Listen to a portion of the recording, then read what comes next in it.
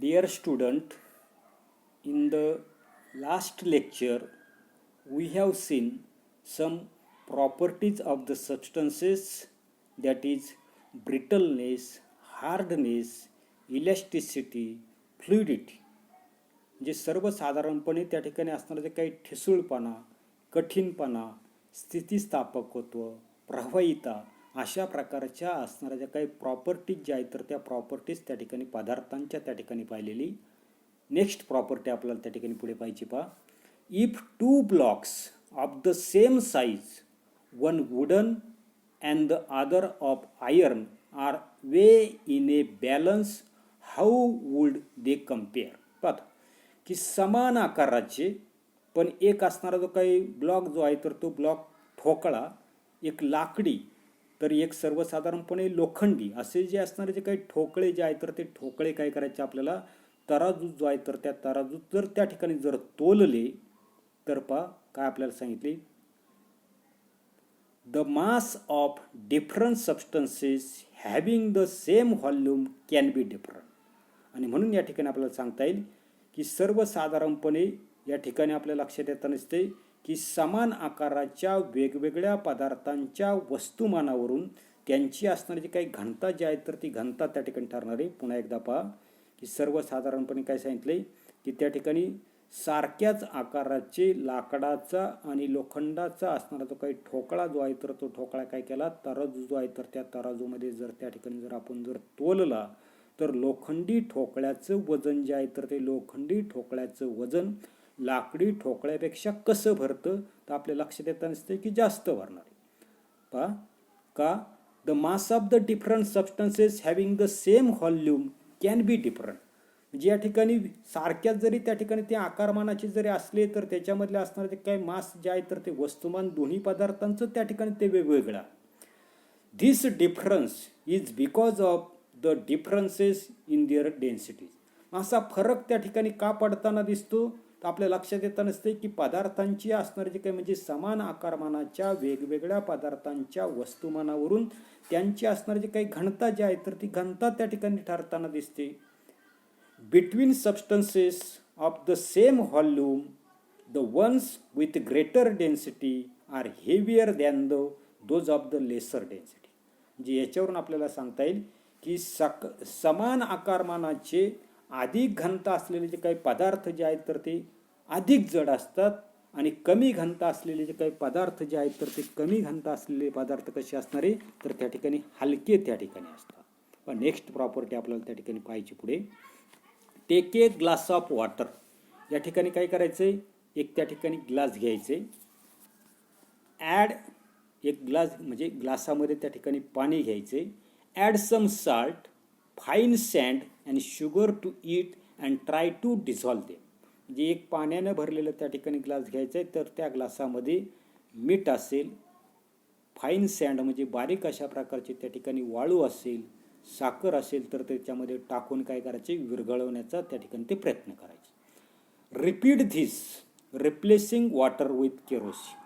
आता हे जे काय असणार जे काही पदार्थ जे आहेत तर ते पदार्थ पाण्याच्या ऐवजी काय करायचे, रॉकेल जे आहे तर त्या रॉकेलमध्ये त्या ठिकाणी डिझॉल्व करण्याचा त्या ठिकाणी प्रयत्न जो आहे तर तो प्रयत्न त्या ठिकाणी करायचा आहे. What do you observe. तुम्हाला काय आढळेल. Some solid substances dissolved in a particular liquid. तर आपल्या असं लक्षात येतं नसते की काही विशिष्ट अशा प्रकारचे असणारे जे काही पदार्थ जे आहेत तर ते पदार्थ काय होत नसतात, विशिष्ट अशा प्रकारचा असणारा जो काही द्रव जो आहे तर त्या द्रवामध्ये काय होताना दिसतात तर त्या ठिकाणी काय होताना दिसतात, विरघळताना दिसतात. If a solid does not dissolve in a liquid, it is said to be insoluble in that liquid. आता एखादा असणारा जो काही स्थायू पदार्थ जो आहे तर तो स्थायू पदार्थ जर त्या ठिकाणी द्रव जे आहे तर त्या द्रवामध्ये जर त्या ठिकाणी विरघळत जर नसेल तर अशा प्रकारचा असणारा जो काही पदार्थ जो आहे तर त्या पदार्थालाच काय म्हटलं कोणी, इनसोल्युएबल. इनसोल्युएबल म्हणजे काय म्हणता येईल तर अविद्राव्य अशा प्रकारचा त्या ठिकाणी म्हणता येईल. आता for example, salt is soluble in water but insoluble in kerosene. आता या ठिकाणी हा प्रयोग जो आहे तर तो प्रयोग तुम्ही घरी त्या ठिकाणी करून पहा की असणारं जे काही मीठ जे आहे तर ते मीठ पाण्यामध्ये विरघळते हे आपल्याला माहिती, परंतु ते असणारे जे काही मीठ जे आहे तर ते मीठ तुमच्याकडे जर रॉकेल जर असेल तर थोडंसं रॉकेल त्या ठिकाणी घ्या आणि त्या रॉकेलमध्ये काय करा, मीठ जे आहे तर ते मीठ त्या ठिकाणी टाका आणि टाकून पहा. तर आपल्या असं लक्षात येताना दिसते की रॉकेल जे आहे तर त्या रॉकेलमध्ये ते असणारे जे काही मीठ जे आहे तर ते मीठ त्या ठिकाणी विरघळत नाही. You know of many beverage made by using water and soluble substances. आपल्याला माहिती आहे की पाण्यामध्ये विरघळणारे जे काही पदार्थ जे आहेत तर ते पदार्थ वापरून अनेक अशा प्रकारची पेय, ज्याला बिव्हरेज त्या ठिकाणी म्हटलेली, ही बिव्हरेज त्या ठिकाणी तयार केलेली आपल्याला त्या ठिकाणी माहिती आहे. The property of the substance of getting dissolved is called its solubility. म्हणजे सर्वसाधारणपणे पदार्थाचा जो काही विरघळण्याचा असणारा जो काही गुणधर्म जो आहे तर त्या गुणधर्मालाच काय म्हटलं आपण त्या ठिकाणी सोल्युबिलिटी, म्हणजे विद्राव्यता त्या ठिकाणी ते काय म्हटलेले म्हणजे पदार्थ जो आहे तर त्या पदार्थाच्या विरघळण्याच्या गुणधर्मालाच आपण काय म्हटलेले सोल्युबिलिटी जी आहे तर ती सोल्युबिलिटी त्या ठिकाणी म्हटलेली. पहा या ठिकाणी असणारे जे काही पाणी जे आहे तर ते पाणी त्या ठिकाणी दोन्ही ग्लासांमध्ये, या ग्लासामध्ये त्या ठिकाणी पाणी घेतलेले, त्याच्यामध्ये मीठ टाकलेले. दुसरा असणारे जे काही ग्लास जे आहे तर त्या ग्लासामध्ये त्या ठिकाणी रॉकेल घेतलेले, त्याच्यामध्ये असणारे जे काही मीठ जे आहे तर ते मीठ त्या ठिकाणी टाकलेलं आहे.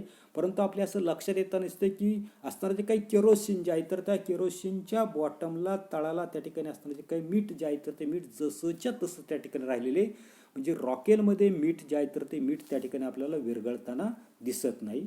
नेक्स्ट प्रॉपर्टी आपल्याला दिलेली पहा, when we can look through a substance and see things on the other side then that substance is said to be transparent.